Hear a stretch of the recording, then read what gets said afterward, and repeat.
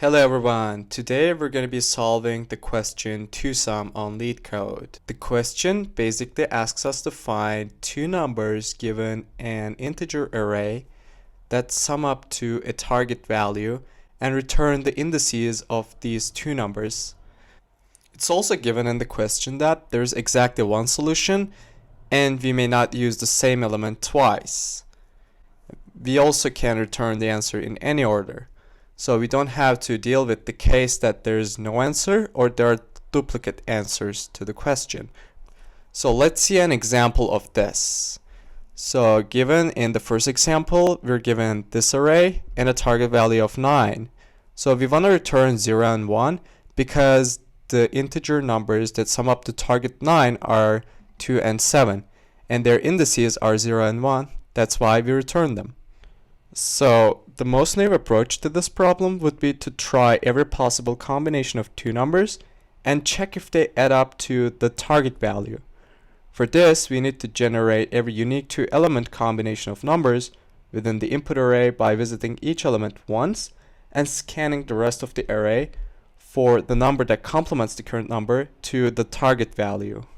In order to calculate this complementing number, we're going to be subtracting current number from the target value.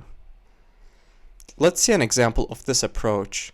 Let's say we have the following array 11, 15, 2, and 7, and we have a target of 9. So we start iterating over the array with 11 and we calculate the complementing number by subtracting 11 from 9. And we're looking for -2. We look for the rest of the array and we don't see -2, so we advance to 15. We subtract 15 from 9 and we get -6. And we scan through the rest of the array and we don't see -6. Then we come to 2. We subtract 2 from 9 and we get 7. And as we see, we stumble upon 7 as the last element of the array. So in this case, we have to return 2 and 3, which represent the indices of 2 and 7 in the example array. However, this approach has a time complexity of n squared and a space complexity of 1, where n is the length of the array. This is because we are iterating over the array once, and at each iteration, we perform a linear time search in the worst case. This is because we are iterating over the array once, and at each iteration, we perform a linear time search in the worst case. And we also use constant amount of memory. But it turns out we can do better than that with the space overhead. The idea is that in a single pass over the array, we can check if we have previously seen an element that sums up to the target with the current element.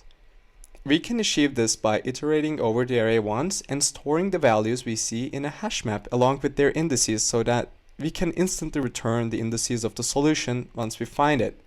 At each iteration, we need to check if we have seen the complementing number so far. If not, we store the current element in the hash map and continue. Else, we found our solution and we can now return. Let's see a demonstration of this algorithm with the same example array. So we're going to be initializing our hash map as an empty map, and it's going to look something like this in the beginning. And then we're going to start iterating over the input array. First, we're going to see 11, and we're going to be calculating the complementing number the same way we did before. We're going to subtract 11 from 9. So we'll end up with -2. We check if we have -2 in the hash map and see that we don't. So we store 11 like this. And then we move on to 15 and subtract 15 from 9 and we get -6. And we check if our hash map contains -6. In this case, it doesn't. So we store 15 like this.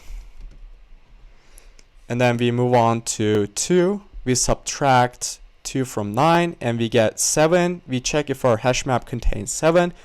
In this case, it does not. So we store 2 like this. And finally, we arrive at 7 and we subtract 7 from 9 and we get 2. In this case, we have a 2 in our hash map, and we can easily retrieve its index from our hash map and return 2 and 3. Finally, the time and space complexities of this approach are both of n, where n is the number of elements within the array. This is because in the worst case, we visit every element in the array once and store them in the hash map. Now we're going to be moving on to the coding solution. Alright, the first thing we're going to be doing is initialize our empty hash map. I'm going to be naming this scene to IDX. And now we're going to be iterating over the input array for I.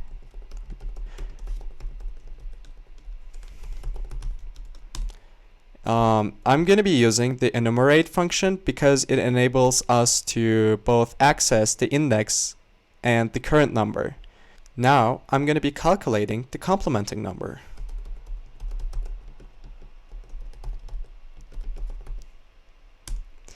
If our complementing number is in our hash map, we have found our solution and we can now return.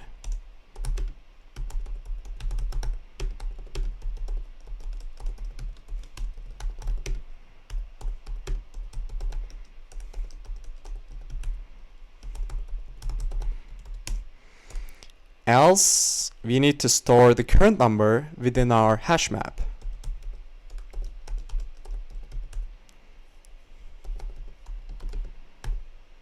And since we are guaranteed to have exactly one solution, I'm not going to be returning anything after the for loop because it's guaranteed that we hit this if statement.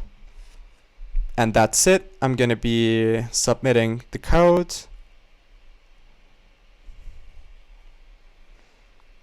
And as you can see, this is a pretty efficient algorithm in terms of the runtime. I hope this video is helpful for you. If you enjoyed this video, please like and subscribe. It helps the channel a lot, and I'll see you in the next one.